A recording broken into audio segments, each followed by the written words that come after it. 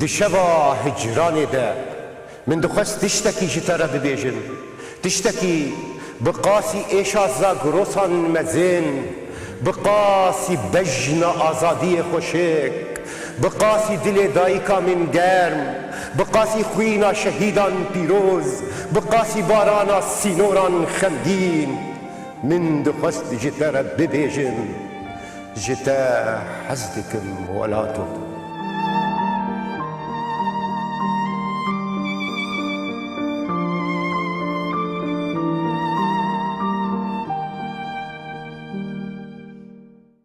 دما خوش ببینه لین هجا هجی ام لعمودنا هجی ام لخود قرن و لدردورا خود قرن عمودا بليجين بحث كربو عمودا الشواطن عمودا شعورشان عمودا أبين مزن حسكرين مزن وآخرين مزن دوی برنامه ده میوانی کی منی پردلالی که حوالی بچوکانیه حوالی تاخی حوالی کلان عموده هلبستوان و پیکرتاش صباح قاسم میوانی منه بناوی و بناوی خیرهاتنه که پرگرم سرسرا سرچعواتی صباح تصاغبه زور سپاس اسپر كيف خوشم بشتي ولو وقت اسپر كيف خوشم از نظام زي شوا دست بيبكم بشتي ولو بي غريبتيه زحمة وتشكي ديجي از يشتر بيجم يعني اوجي برا نابين عملو تدا برا كسبين نظام تشاور حتبه توصل ببيذه ازي بخويا بكردي ببيذه وتجي تتشاوى خور حد بينا انجليزي بفرنسي بعربي بتركي بفارسي قد بروبلم عمتني باش رحم ابدا امي هناكي بحصة دست بيكي قافين بيشي محاولات بيشي تأثير بيشي شعر جكوهات براسي تمي إنسان رينا شوار دبينه أو أمي بعربيش بيش يعني عندما يبدأ الإنسان في شق الطرق والقنوات إلى أن يصل إلى مبتغاه إلى ما يكون في داخله وما يتفاعل في الجسد. كانت بداياتي في بيروت عندما كنت جنديا في قوات الردع العربية آنذاك.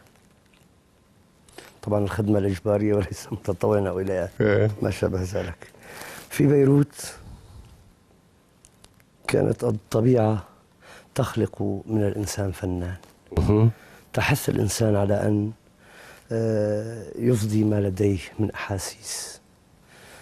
لو تحدثنا عن الشعر طالما نحن بشر ونحس ونشعر فكلنا شعراء، إلا أن الشعر لدى البعض تكون هناك أدوات آلية للعمل فكر.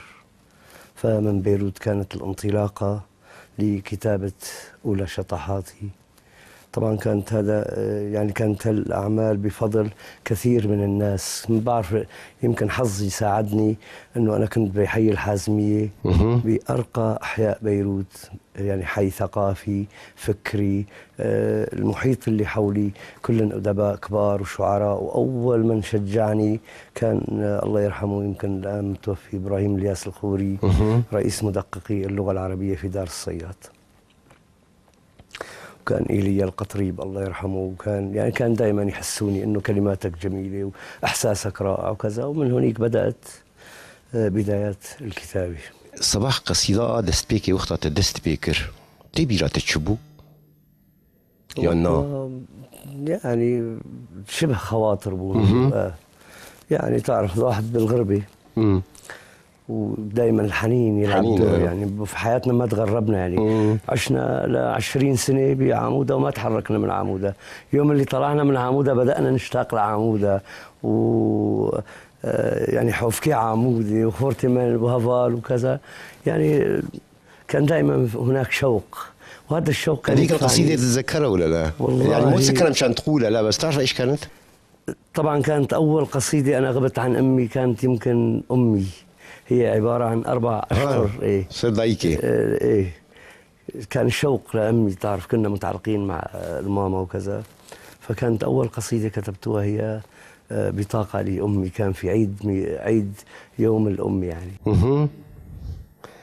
وبيشتر بيجن بيشتي فجراج بيروتي بشتي عمود دس بيدك صدي صد أكيد العمود يجي وسطك هي طبعا دني بيسينن طبعا. صباح جيتي وي وسطيها وهيدي شعر دست بيدك او حالتها وبتقارو صاجمر بيجن وحالة قلكي رائع. وطبعا إنسان وقتها كاردك تميت هذا إبرازة وجودي خبك، إبرازة فكري خبك.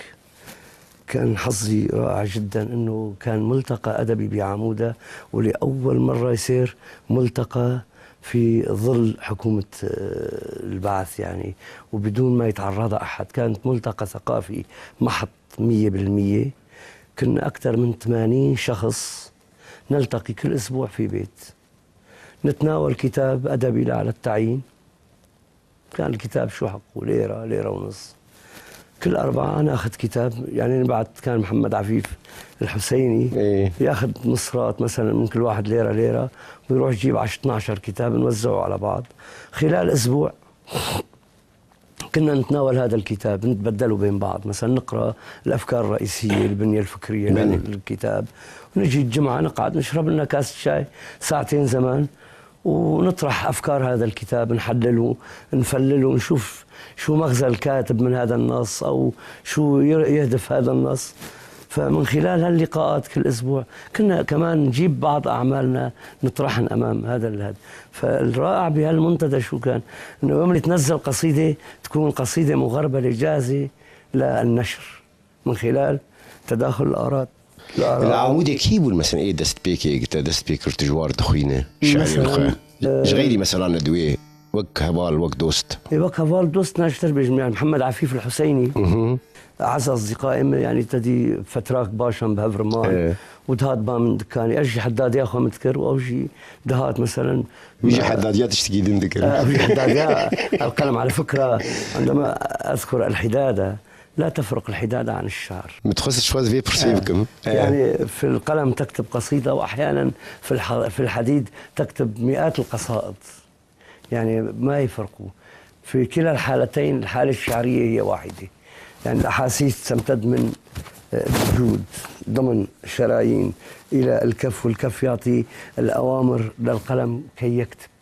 وأيضا المطرقة هي القلم عند الحداد، يعني ما في فرق ما بين المطرقة وما بين القلم. فلذلك يقول نزار قباني في وصف دمشق، يصف أحد النحاتين، يقول: شام يا شامة الدنيا وزينتها، يا من بحسنها وجمالها أوجعت الأزاميل. شوف شو الصورة رائعة جدا. كيف توزع، كيف أنجز هذا الإزميل هذا الجمال. فأنا أجد لا فرق بين القلم، هذا قلم إزميل وهذا قلم بمداد وبحبر. صباح مثلا بيجن بدايات ومحاولات دست بيكي وهيدي مروف وسط واصلك دان وستندن ودر هيدي اسلوبك مروف تشيتبه طبعا. او جي وقت بيسال انجام نتيجه بيجن اوان علاقات خندني تبحث عن دوي كل مناقشه ودير ويشو فردوي دوي وقتها وقتك مثلا صباح قصيدة خدقوت مثلا نقد رخنا تشتكهبوا ام ببيجن كنت جي في ذكر جبوي باشترين قصيدة. والله يا أستاذ الفاضل ما أعرف، يعني ربما الله وفقني بهذا الشيء. كنت أشوف مثلا يقول إذا واحد يقرأ قصيدة يقول أنت متأثر بفلان أو أنت متأثر بفلان. الحقيقة عندما كنت أقرأ قصائدي للغير كان دائما يصفون أنه هناك تميز، هناك خصوصية في النص. يعني هذا كان يسعدني دائما أنه أنا الحمد لله بينا صباح جيتي صباح استطعت أن يعني أظهر هذا العطر أو هذا الطيب من الكلام بخصوصية صباح قاسم. وطبعا أنا تميت على هذا المنوال حتى في بعض أعمالي الأخرى لي طابع. يعني الآن لا أصف نفسي، يعني هناك لي أعمال فنية متميزة حتى أنها مدرسة صباح قاسم. أمكار شعرك يا قهدار يمكن أمكار فيلم بس كيف وش فيلم طبعا بري حمتش بلدها مرة وقت دايكها مرينو. يعني فالقصيدة الأولى راح تكون بلدي يعني. بلدي تكيجان يعني عمودة يعني. عمودة يعني عمودة، أنا أنتمي إلى عمودة بعمق. ظالمية هذه برصة عمودة يشتبكم بهنا فرح دبيش فرمو نافيشي. قدماي مجبولتان في الوحل وقامتي عالية. بلي 50 عاما 50 عاما في بوتقة سجن الزمان نحن، قهر وظلم لا يستهانان، نخرا لب العظام.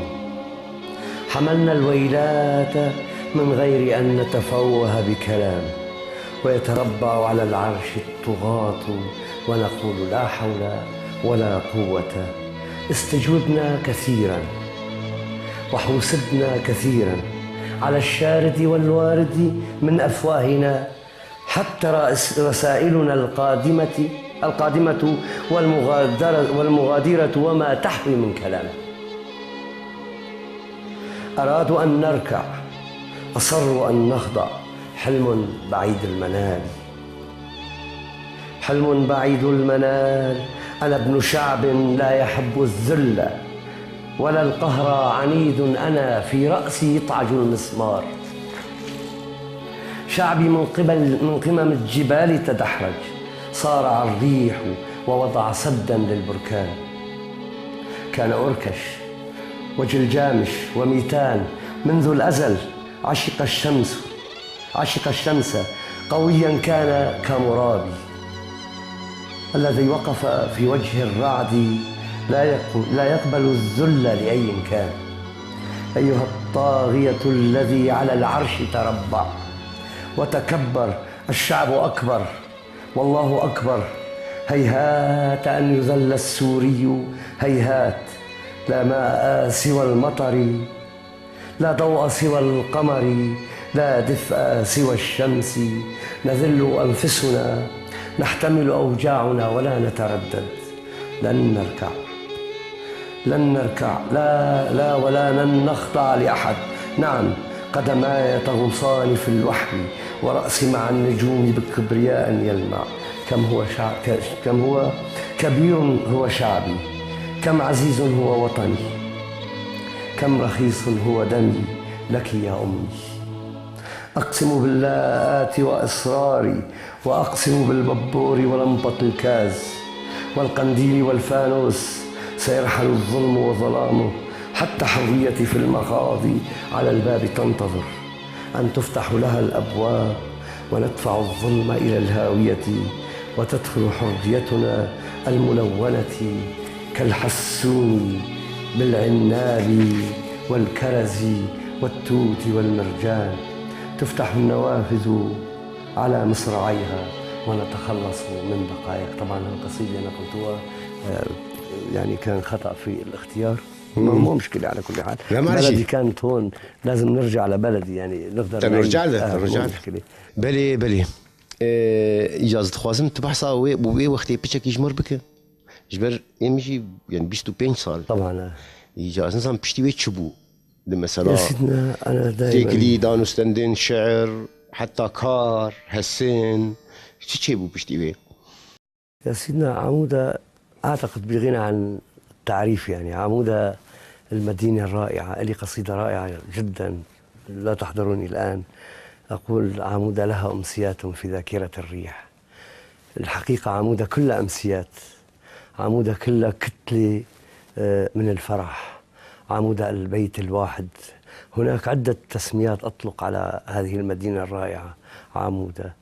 يعني عمودة الحقيقة هي البيت الواحد، العائلة الواحدة بكرديا بمالباتك. يعني عمودة رائعة بتكوينها، بأيديولوجيتها، ديموغرافيتها. هناك الحياة طيبة في عمودة.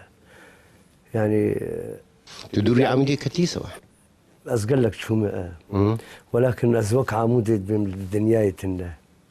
بأمل وشخرت بيجني راستي وصاير. والله حقيقاك يعني أنا أقول لك ممكن لو فكرنا باتجاه مادي محط أو فكرنا برفاهية محضة قد يجوز يعني عند الغير اللي يختار هذين الشقين من الحياة قد يجوز يقول عمودة لا شيء، إنما اللي يعيش عمودة بحالاتها فأعتقد كل ذرة من عمودة تسوى العالم. ليش؟ عمودة مدينة الفكر، عمودة أحد المدارس الكبار اللي قدمت لكل العالم. يعني تصور في أحد كتاباتي أنا أكتب تاريخ عمودة.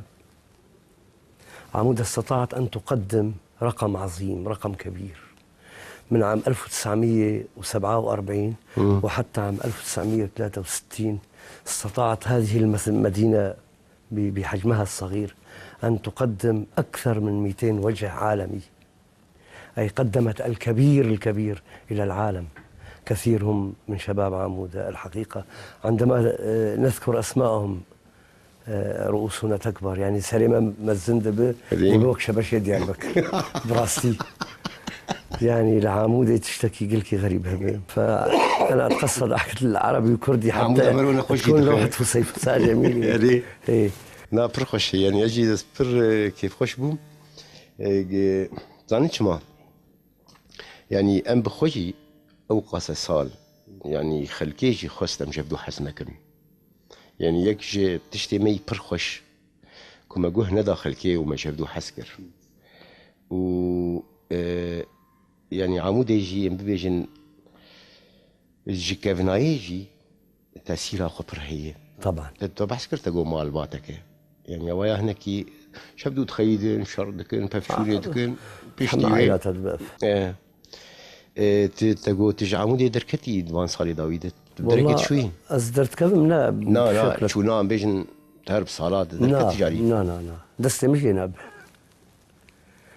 يعني بقربك أشجارنا درم تركي مهك دمه هز بإمكاني إجازة مخلص ببه هز بقر مع عمودي يعني بالقاحنجي نزع أسجي ولو حزدكم نزع براس يعني أدبين بلكي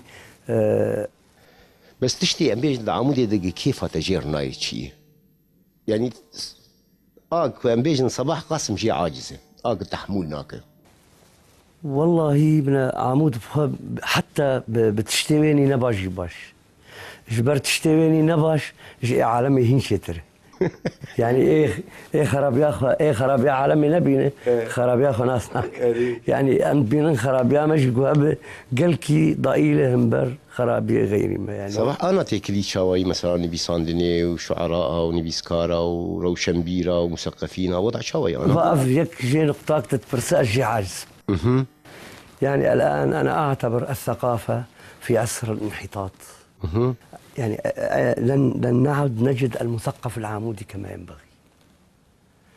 كانت عمودة فيها ثقافة ولا يزال يعني هناك عقول، هناك ناس تكتب وناس تصير شمعة تحرق حالها للغير كي تضيء للغير يعني. ولكن ما يؤسفني الآن وخاصة بهالفترة الأخيرة خاصة بالسنة سنتين بعد الثورة يعني برزت ثقافات تختلف تماما. تشوف مثلا الآن بعمودة عشرات الجمعيات الأدبية، يا أخي ليش؟ شو كل واحد أدبه جاي من غير كوكب آخر يعني، ما نحن أولاد هالبلد. بعدين كل فكر زائد فكر يساوي معرفة. طيب ما نجمع هالأفكار كلها مع بعض لحتى ننطلق بشيء مفيد، بشيء نعلي راسنا ونفتخر يعني. شو هون فيدا كوميتك نزاشه فيدا ما بعرف ايش جمعية ايش وهم ما بعرف جمعية ايش. طيب اذا تندور على كراسي يا اخي كل واحد نصف لنا 10 كراسي وكل واحد نقعد على الكرسي وانتهى الامر يعني. يعني انا من عشقي لبلدي ولارضي ممكن اقعد على التراب على الارض. هاي انا جاي ريبورتاج مع احترامي للجمهور يعني ربما ثيابي تبع شغل وعمل، انا جاي تارك قلمي الأحمر على صفيح الصاج وتارك بصماتي على المطرقة وجاي حتى أقعد مع أحمد الحسيني 10 دقائق أو ربع ساعة. أنا القعدة هاي تسوى عندي مال الدنيا كلها. يعني الجول رايته بروشات بحث دك ويدريج بك تدبيجه عمري كنا قلت لأنه في النهاية لا يصح إلا الصحيح. يعني هون بخوجي مناقشات كنفان مثلا تبخوا تبوار مناقشات الزرخ عندكم قلت لي الزرخ عندكم وجوار بما فالو نولوي رحيم نولوي ليه هركي مصرة بمساري خويا يعني أنا أف بعزقاها أف هركب قدتك شفر راشتي وكل جمعياتها شكرا تشكي ما أنا قدمانتي. بينما اليوم البلد يحتاج هؤلاء المثقفين، يحتاج جهودا. وين الندوات الفكرية؟ وين الندوات الإصلاحية؟ وين الندوات خاصة الآن نحن أمام مرحلة صعبة.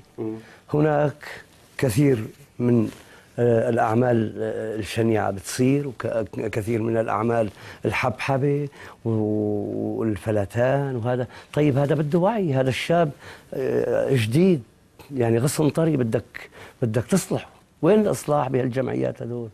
من المفروض كل أسبوع هناك جمعية نحتضن هالشباب هدول، ندلن على الطريق الصح، نحط أمامهم طرق نيرة. هيك بدنا نبني، ما أنه والله بس اسم على مسمى اسم جمعية وفقط. لا، الجمعية إذا بتكون حقيقة راح تقدم عمل، راح تقدم على الأقل تحتضن هالشباب هدول، ندلن على الطريق الخير والنير.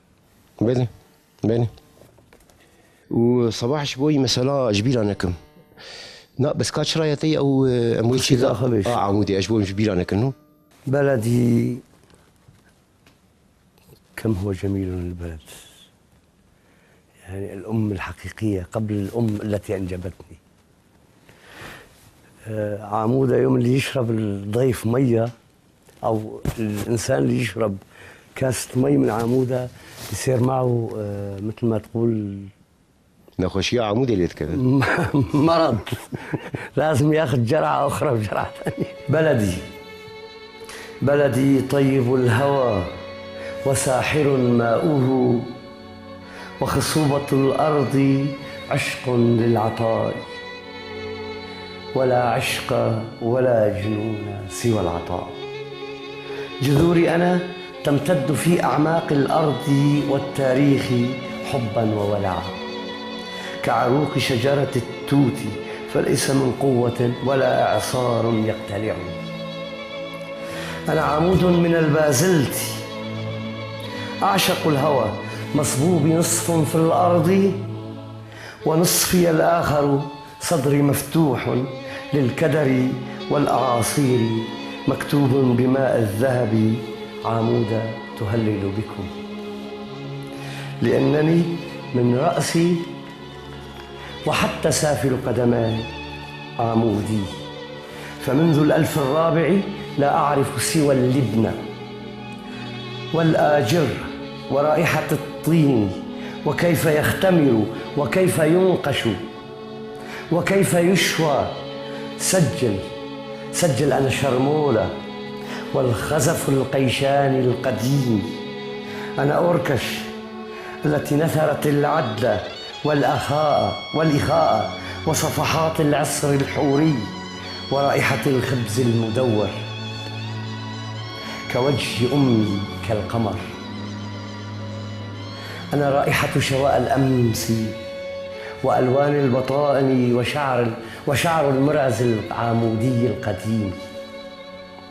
أحاسيسي تمطر طيب آلامي كرائحة العنبر، ففي وجع أزاميلي ومطارقي التي لا تكل أستحضر الفراهيد منشدا بحوره من جديد، وحبي يقرؤني عشق الجنون حرفا حرفا وبالتشكيل وحتى في أدق التفاصيل. ففي بلدي فقط شكل آخر لرائحة الزيزفون. دستخوش ويتهرهبي بيجيت صح بيجيت غورقت الدمعات في عيني فرحا صدقا لهذه البلد الرائعة. يا دردك يقران نو برقرانه لي دي برصاء نحت شبوز بيها جبيرانك او كينغاتي او مثلا شو دست بيدك مثلا هالسنة مثلا بشعر في قريضاي أنا تشتكي دنا النحت أخذ كثيرا من الوقت. أنا طبعا ما قلت لك أنا عم أعمل مع بعثات أثرية متعددة، وقطعت شوط طويل في عالم الآثار، والحمد لله أنا من الناس اللي قدموا خطوات كبيرة في مجال الآثار على مستوى العالم. يعني استطعت أن أقدم 5 اختراعات لعالم الآثار. أخذت براءة اختراع من معهد كوستن بواشنطن.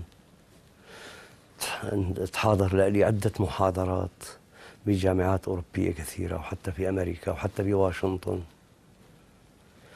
قفزت قفزات نوعية في مجال الآثار. وعالم الآثار عالم شيق.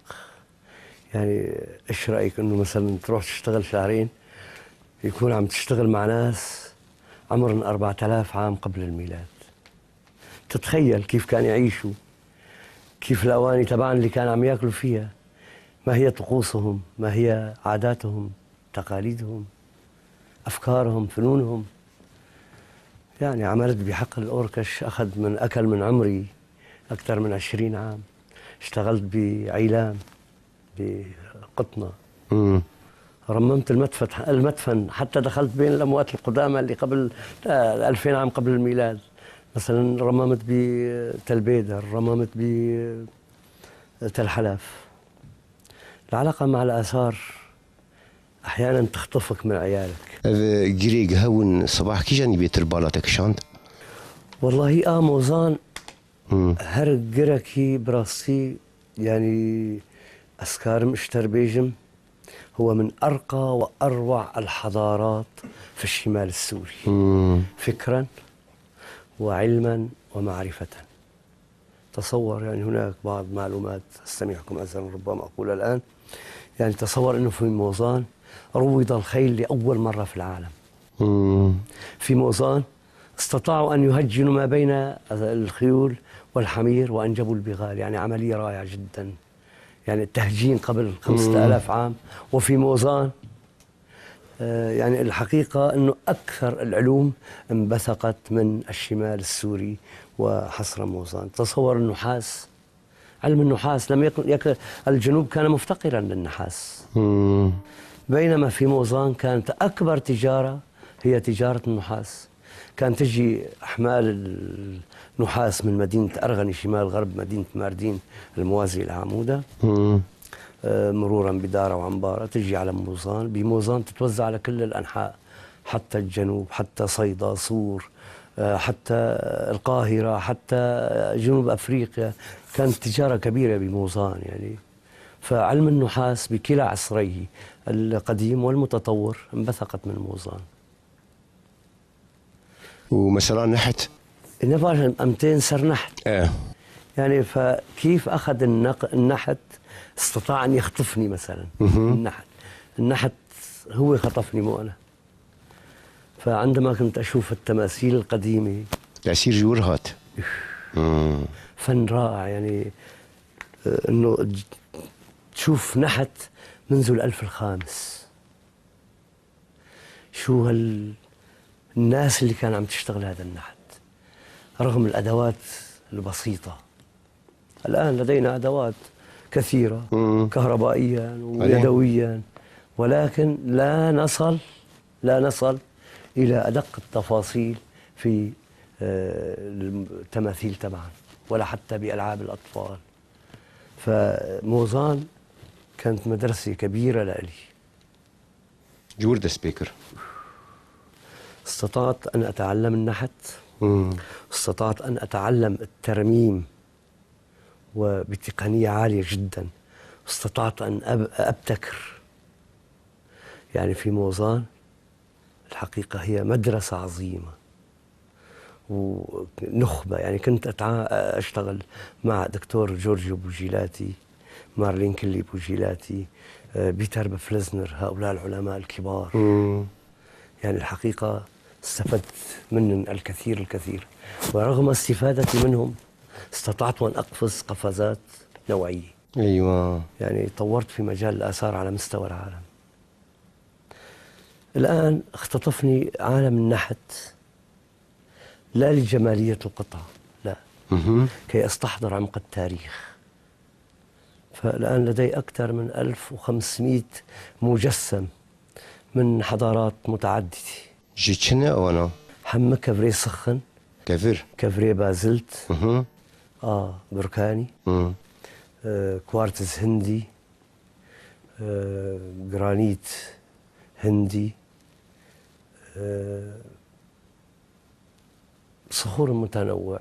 هسن درباس نبوي بلو هي هسن درباس نبوي بلي هسن مدرساك باشقي هي نحت اشتبيش طالع نحت على الحجر يعني لم اترك صخرة في العالم والا لم تلامسها اصابعي.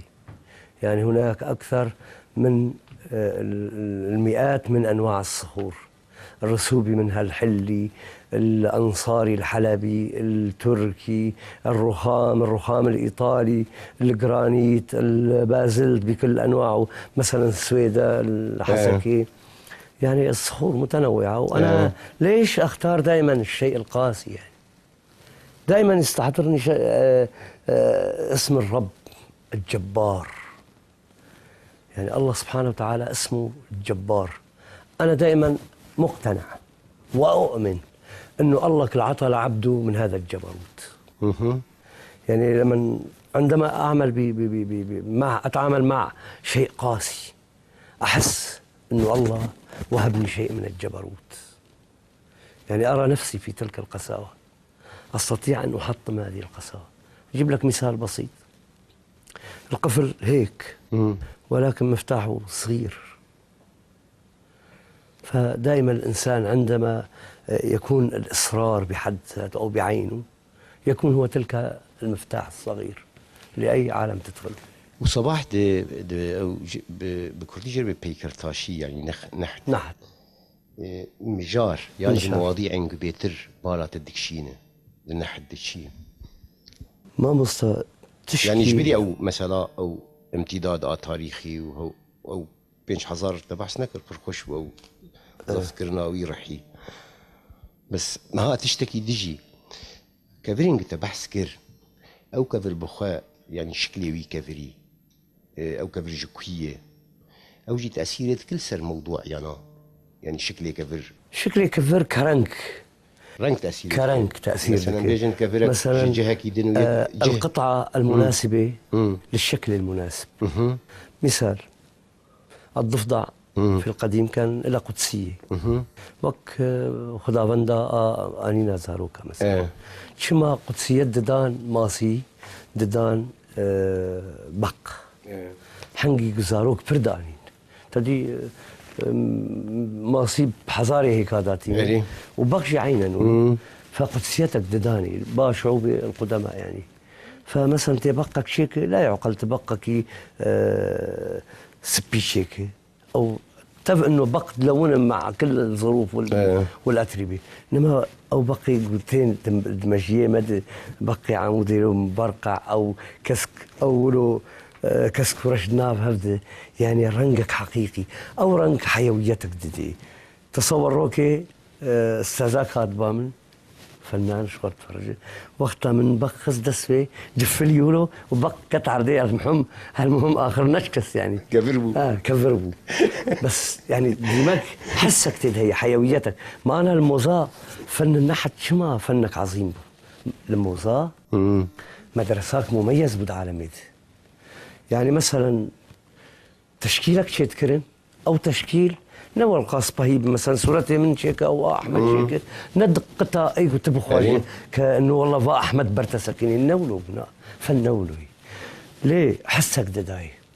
انا في الجنوب عند ماري كان يشتغلوا الاسود باعلى التقنيات كيف انيابه وكيف عيونها بارزه وكيف عقود الشعر على تتدلى على الوجه يعني تظن انه هو اسد حقيقي ولكن للاسف تشوفه وكانه ميت من 10 سنوات.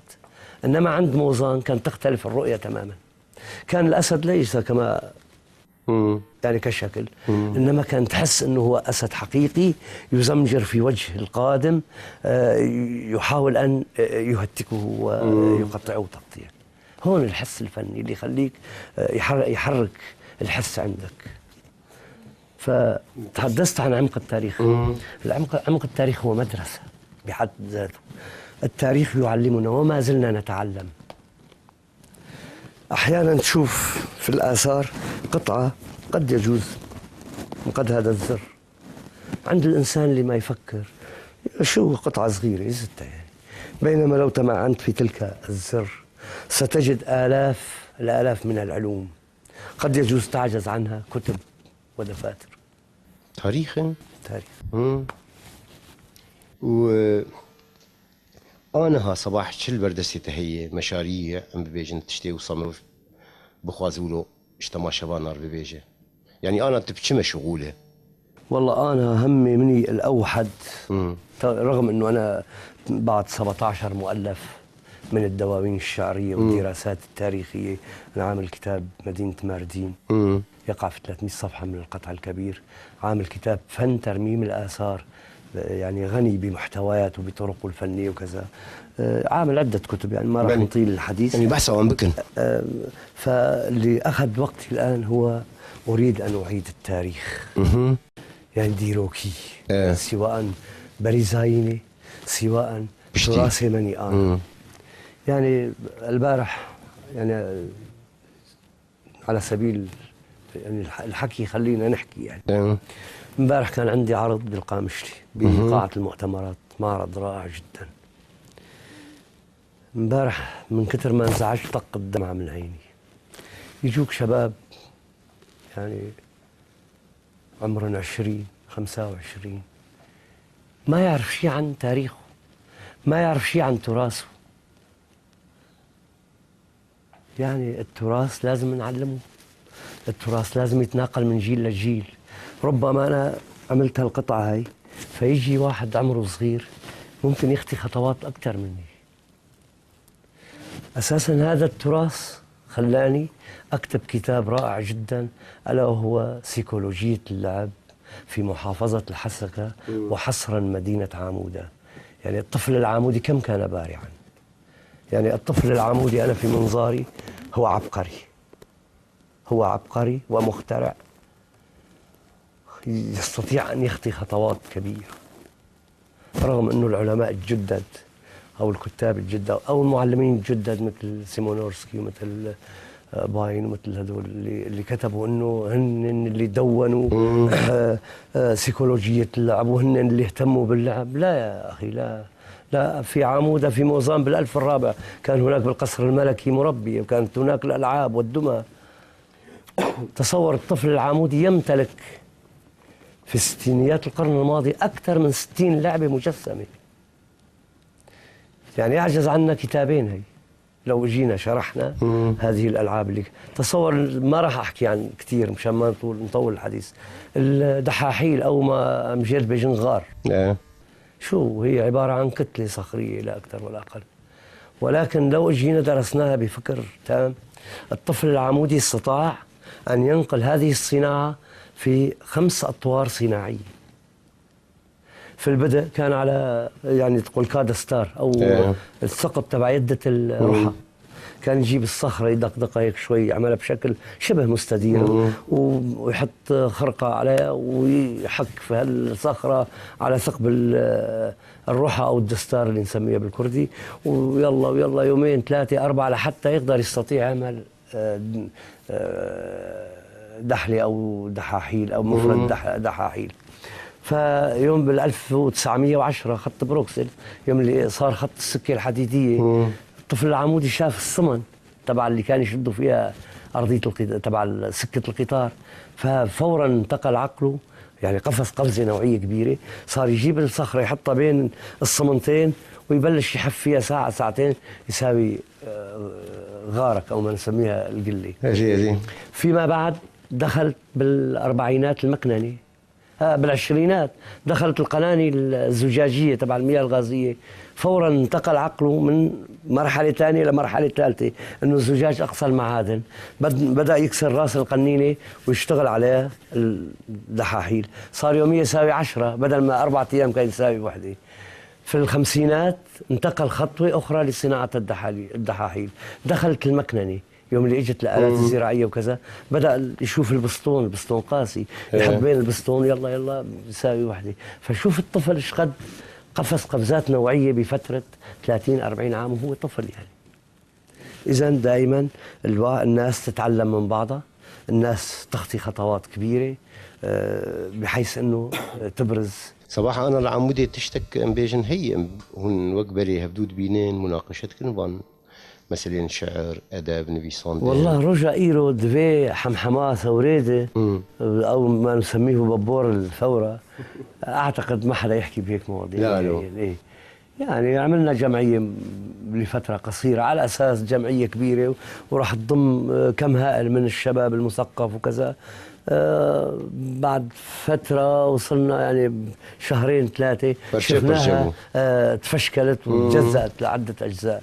يعني طبعا هذا برأيي الناس اللي عملوا على تجزئتها هن ما لهم أي صلة بالفكر ولا لهم أي صلة بتطوير هذا الفكر والثقافة بهذا البلد. الروجي تشهى درواصل بن العمودي أسكاري طبعا هناك مصدر رزق يعني.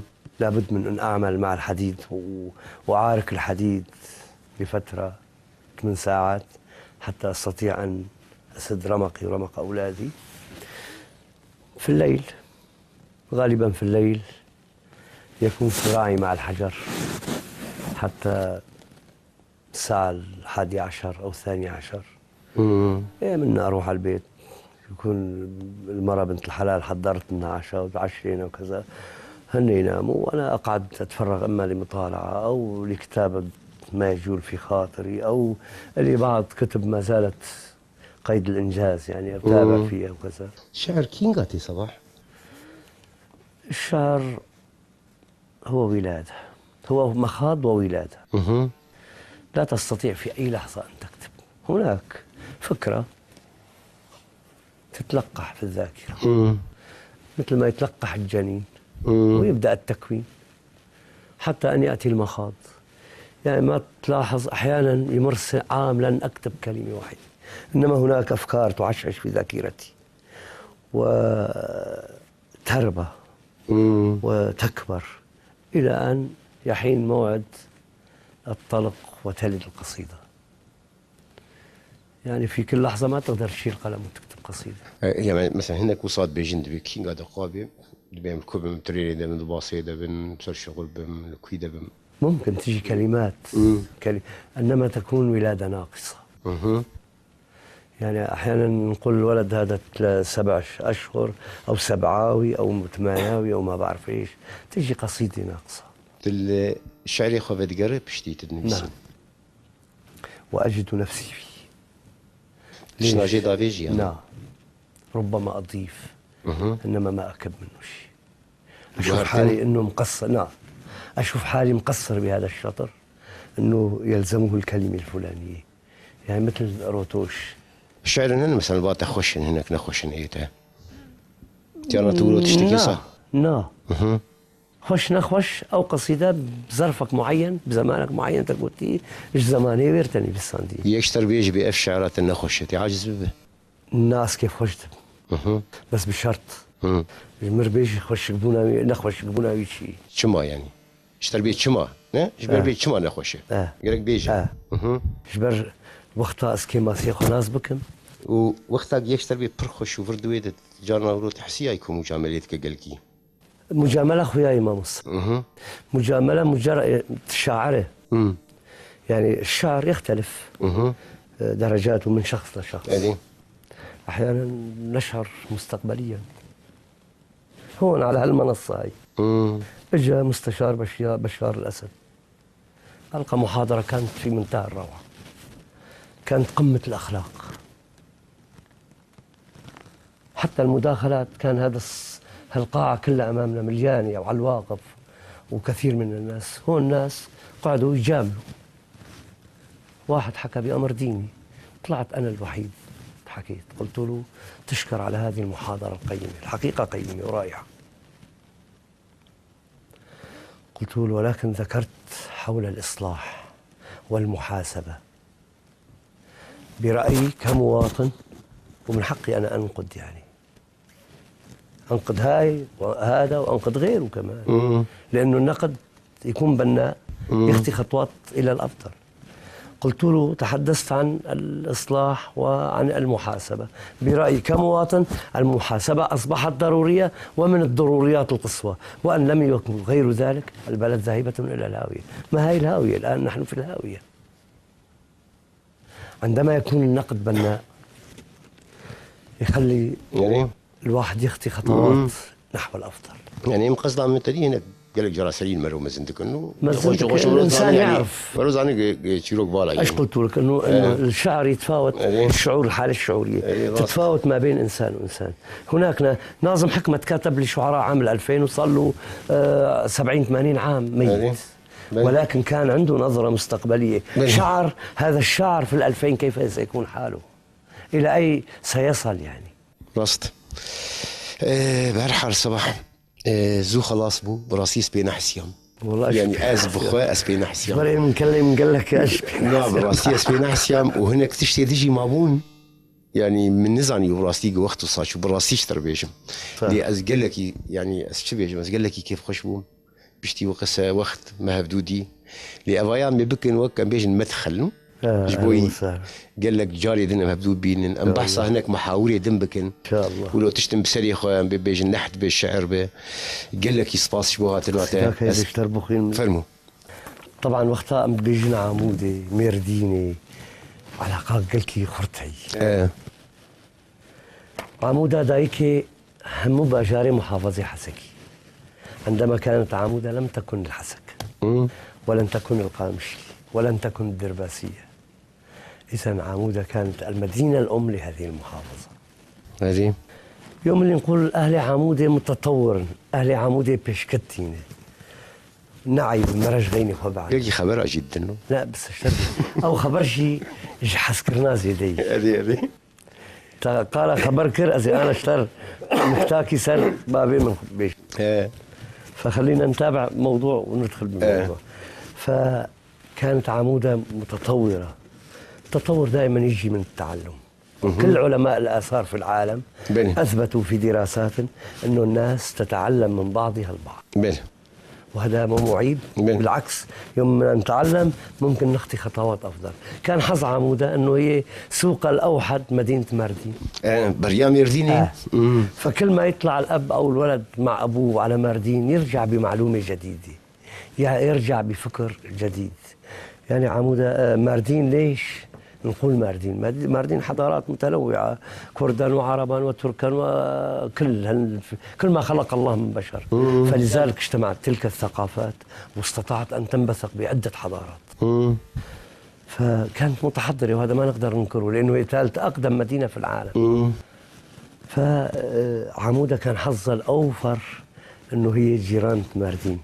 فدائما فاحيانا احن الى ماردين. كيف تجي ماردين يرتين جنكش ماردين يزورتني تديغو تشكيغو هنا نزوجي الحقيقه في ماردين كيف عم يجي ماردين يعني وقتها تدري تحس انه الزمن يوقف راست لساعات راست يعني وكانه الشمس ما عم تدور ولا الارض عم تدور ولا الى فرموا.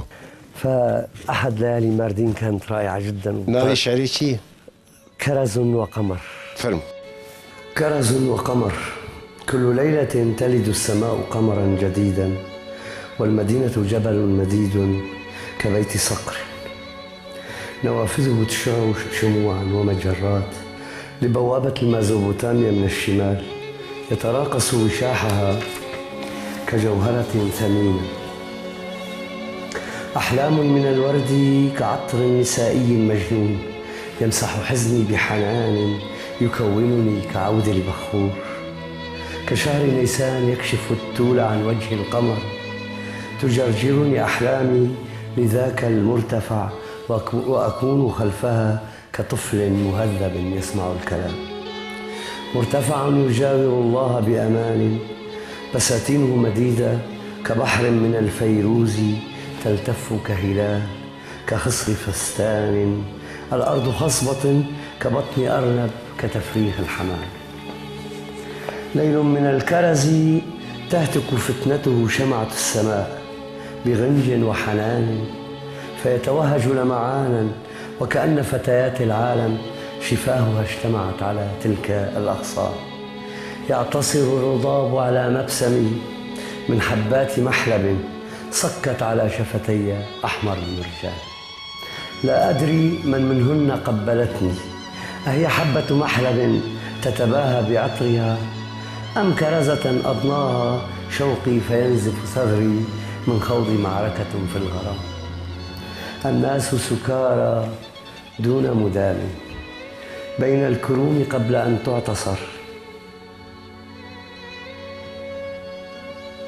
كالنواطير يسهدهم الهوى والعيون أثقلها النحاس فمن ينام. تتنهد النغمات من بحة نايم وتارة يتصاعد الدخان كتماس كهربائي من قبلة القوس على شفة وتر الكمنجة. هذا هو الخمر فاثمل علك تهرب من برجك الموحد. إذا ما فعلت هذا حينئذ لا ينفع الندم. العنب خمر والكرمة حانة الخمار، فالجمجمة الفارغة من الكيف والغرام اكسرها وارميها كما ترمي قشرة الرمان. هذا بلدي بوابة من الياقوت للمازوبوتاميا والجمال. وكان يا ما كان أيها الشاعر أصبحت بلا عنوان، أضلعك كسرها الفلك بجمرة الحرمان. بني صح. قال لك يصفى الصباح، قال لك برخيف خشبوهم كان كي مدري جيكر لي نخم جبو خاطري صباح قاسم وعمودي وبيقرمي برتين دي ساجي فاسبر كيف خشبوهم براستي صباح. قلنا داوي براءة بهم برنامج داوي بكن قلنا داوي براءة فرمو از قال كيف خشم بشتي قطيعاك ودمك دريش خورتك عمودي جهباري شو كان يمدي صباح قال لك براسي وانا تأزبق راندم 6 سال بشوند. يعني والله راسي يعني انا اتخيل احمد وهو في ريعان الشباب حتى ما قلت طفولي يعني رجعتني كذا سنه لورا مشوفك. فالجميل في عمودة دائما اقول لك انه عمودة البيت الواحد، عمودة العائله الواحده. الحقيقه انا دائما فخور بعمودة، ما بعرف ليش يعني هذا الشعور ينتابني دائما. نخشياتي بلكي ربما اكون يعني مغرم بهذا البلد او حتى الجنون. فاعتقد اذا قلنا حتى الجنون اعتبره انه قمه العقل لانني احب عمودة وشباب عمودة ومثقفي عمودة. الحقيقه هم كنز معطاء. يعني قبل شوي حكيت لك عن احد شباب عمودة سليم بركات، هذا الرائع الذي احيا اللغه العربيه. يعني يوم اللي تستحضرني الاسماء من عمودة فاكون اشد فخرا وكبرياء بهذه المدينه. سباس وسباس شو تبدار سباس شترجي قربان قال لك سباس شو هاتناته. يا اهلا وسهلا. بنرين هجا هر بناوي صباح قاسم نویسکار و شاعر و پیکرتاش جا عمودي سپاسیه که پرگرم جبوی تماشا کرناوه و جبوی گهداری کرناوه و جبوی حس کرناوه بناوی وی خاطرکی پرگرم هوند خیر و خوشیه دمینن شف خوش.